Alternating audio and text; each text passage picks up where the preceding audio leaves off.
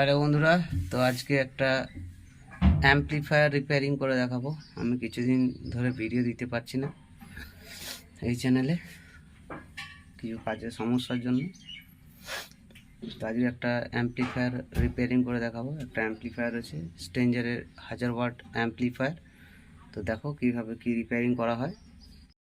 তো এই হচ্ছে আমাদের সেই অ্যাম্পলিফায়ার। এটার অসুবিধা কী রয়েছে সেটা জানবার চেষ্টা করব, বোঝবার চেষ্টা করব। তো এটাকে আমি প্লাগ ইন করে নিয়েছি। এটা কাস্টমারের অ্যাম্পলিফায়ার এটা। তো এটা সিরিজ লাইনে লাগিয়ে নিয়েছি আমি। আর এখানে সুইচ দিয়ে দেখব পজিশন কী রয়েছে, শর্ট থাকতে পারে বা কিছু থাকতে পারে, যাই হোক।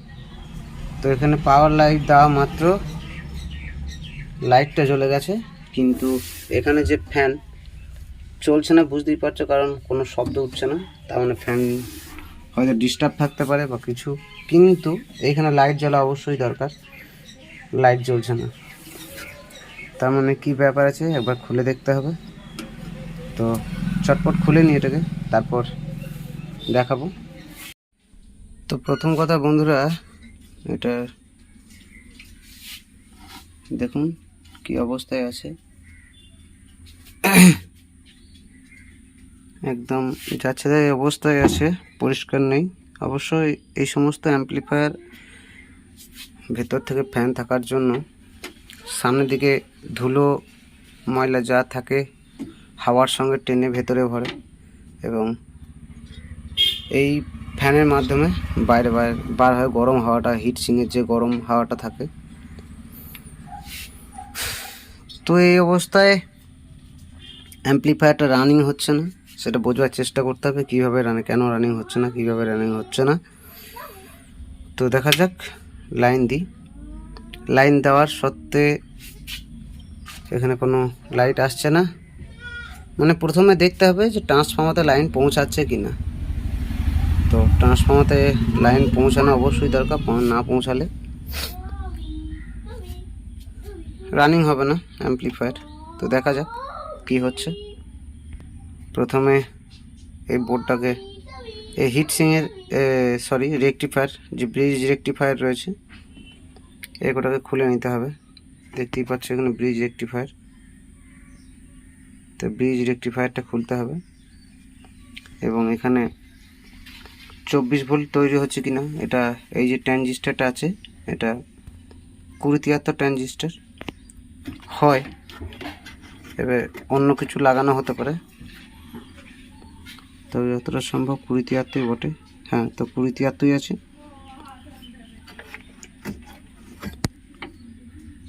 দেখতে পাচ্ছ এটা 2073 ট্রানজিস্টার, এই যে 2073। এই ট্রানজিস্টারটা এই ফ্যানটাকে চালানোর কাজ করে। দেখা যাক, খুলি প্রথমে সামনের প্যানেলটাকে, এটাকে, বোর্ডটাকে। তো বন্ধুরা, বোর্ডটা খুলে নেওয়া হয়ে গেছে। বোর্ডটা খুলে নিয়েছি। এবার দেখতে হবে যে এখানে যে ভোল্টেজটা তৈরি হওয়ার কথা সেটা তৈরি হচ্ছে কিনা। তো প্রথমে আমি ব্রিজ রেকটিফায়ারে চেক করব, তারপর এগাবো অন্য কোনো বিষয়ে। তো প্রথমে ব্রিজ রেকটিফায়ারে চেক করে নিই। একা হাতে ভিডিও করার জন্য একটু অসুবিধা হতে পারে, কিছু মনে করবেন না।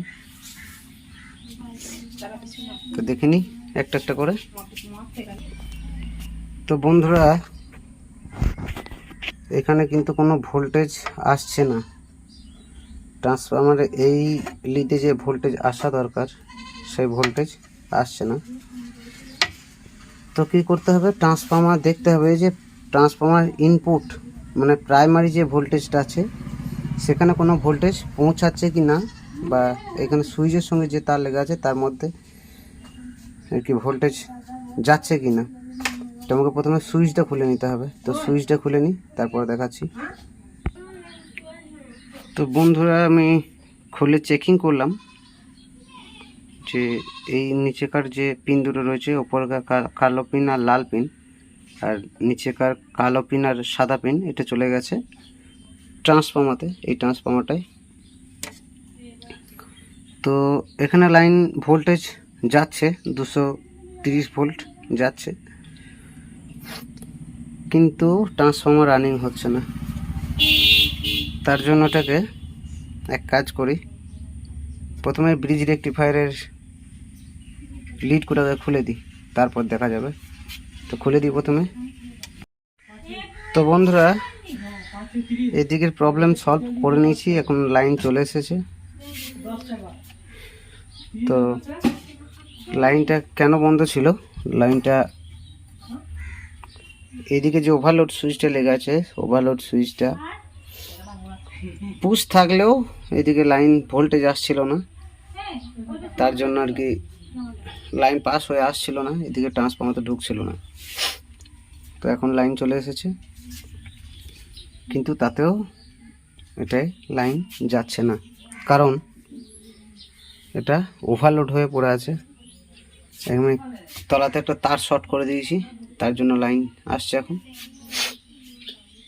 সুইচটা খারাপ হয়ে গেছে, ওভারলোড সুইচটা। তো এখন এটা শর্ট আছে, আমি খুলেছি, আমি গোটাটা দেখাচ্ছি হালকা করে আস্তে আস্তে।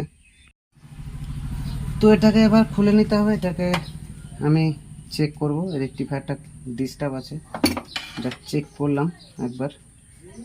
তো গোটাটা রেক্টিফায়ার গোটাটাকে আমি খুলে নিই, হালকা হালকা করে খুলে নেব, গোটাটাই দেখে নেব যে কি কোথায় কি ডিস্টার্ব রয়েছে কি না। তো এটা চেকিং করি প্রথমে।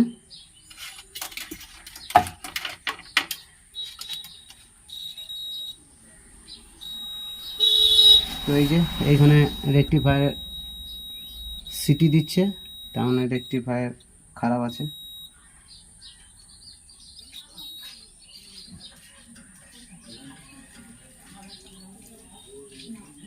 রেক্টিফায়ারের একটা পোল ডিস্টার্ব আছে, রেক্টিফায়ারটা খারাপ।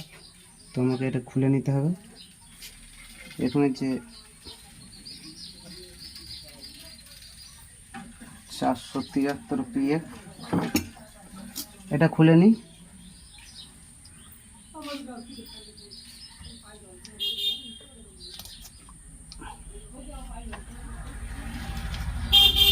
তারপরেও আবার চেক আপ করে দেখাবো যে রেক্টিফায়ার ডিস্টার্ব আছে কি না। তো পিএফটা খুলে নিয়েছি আমি, এবার আবার একবার চেক করব, দেখা যাক রেক্টিফায়ার ডিস্টার্ব আছে কি না। তো দেখতেই পাচ্ছ এই রেক্টিফায়ারটা খারাপ আছে এখানে। তো এটা তো একটা গেল সমস্যা, এবার এটাকেও দেখতে হবে, এটাও কোনো ডিস্টার্ব আছে কি না। তো তার জন্য এই যে পিন আছে ট্রান্সফর্মার থেকে আউটপুটের যে তার দুটো বেরিয়ে আছে, এই দুটোকে আমাকে আউট করে নিতে হবে।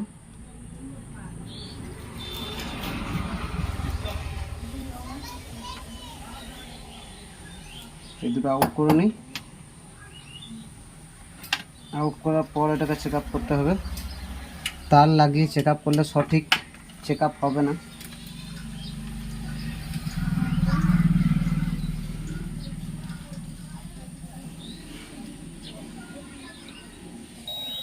তো এটাও খারাপ আছে, দুটো রেক্টিফায়ারই খারাপ।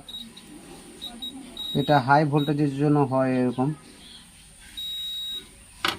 তো এই ব্রিজ রেক্টিফায়ার দুটো প্রথমে চেঞ্জ করতে হবে, তারপর মেশিনে অ্যাম্পলিফায়ারে লাইন যাওয়ার কথা। তো এই দুটোকে প্রথমে চেঞ্জ করি, তারপর দেখাচ্ছি। তো বন্ধুরা, আমরা রেক্টিফায়ার নিয়ে চলে এসেছি, এই যে রেক্টিফায়ার। তো এই দুটা প্রথমে এই যে তারটা পিএফটা রয়েছে, পিএফ দুটোকে ওপেন করে নেব, কারণ পিএফ দুটো এই রেক্টিফায়ারে লাগাতে হবে। তো খুলে নিই প্রথমে, তারপরে লাগিয়ে দেখাচ্ছি কানেকশন করে ফুল। তো বন্ধুরা, আমাদের নতুন যে রেক্টিফায়ার ছিল লাগানো হয়ে গেছে, দেখতেই পাচ্ছ। দুটো রেকটিফায়ারই চেঞ্জ করতে হলো, নতুন রেকটিফায়ার লাগালাম। তো এবার আমাকে দেখতে হবে যে সব ভোল্টেজ ঠিকঠাক আছে কি না। যদি না থাকে তো আবার আমাকে অ্যাম্পলিফায়ার রেডি করতে হবে, ভোল্টেজ মেজারমেন্ট করতে হবে, বেসে এখানে ভোল্টেজ চেক করতে হবে। ভোল্টেজ ঠিকঠাক যদি থাকে তো ঠিক আছে, না হলে আবার গোটাটাই দেখতে হবে। তো এটা প্রথমে এবার আমি পাওয়ার লাইন দেব।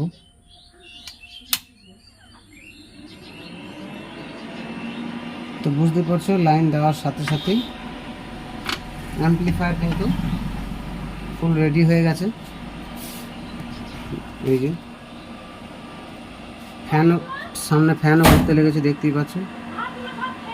তো এবার আমাকে দেখতে হবে যে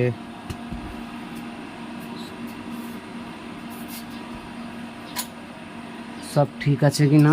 একটা মোবাইলের ইনপুট লাগিয়ে দিই এখানে, মোবাইলের না বুস্টিং লাগিয়ে দিলাম। এবার দেখতে হবে, দেখা যাচ্ছে যে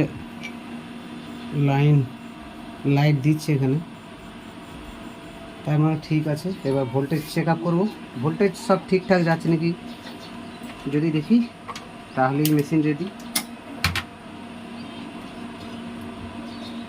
তো ভোল্টেজ চেক আপ করবার আগে অবশ্যই অ্যাম্পলিফায়ারের প্রত্যেকটি ভলিউমকে 0 করে দিতে হবে। 0 না করলে ভোল্টেজ ঠিকঠাকভাবে মেজার হবে না। বেসে ভোল্টেজ দেখতে হবে। ট্রানজিস্টরের যে বেস আছে, বেসে এখানে মোটামুটি 550 মিলিভোল্ট, 600 মিলিভোল্ট থাকা উচিত।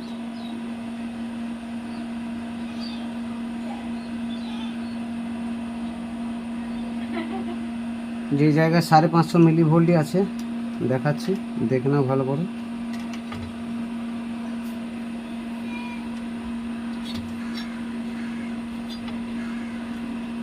এখানে বেশি 550 মিলিভোল্ট থাকবে।